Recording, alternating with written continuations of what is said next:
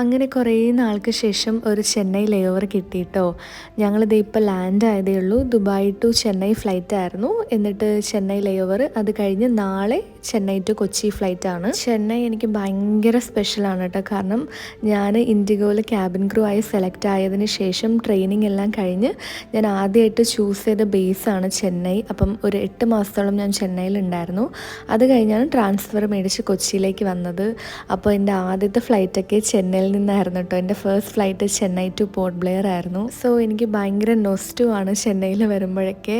ഈ ഹോട്ടലും എനിക്ക് സ്പെഷ്യലാട്ടോ. Park Plaza OMRലെ ചെന്നൈയിൽ ഇവിടെ ഒരു 14 ദിവസം ഞാൻ ഉണ്ടായിരുന്നു. എൻ്റെ ഫസ്റ്റ് ഫ്ലൈറ്റൊക്കെ ഞാൻ ചെയ്തത് ഈ ഹോട്ടലിൽ നിന്നാണ്. ഇവിടുത്തെ ഫുഡും ഈ സ്വിമ്മിംഗ് പൂളൊക്കെ എനിക്ക് ഭയങ്കര സ്പെഷ്യലാണ്. ഞാൻ എപ്പോഴും വന്നിരിക്കാറുള്ള സ്ഥലമായിരുന്നു.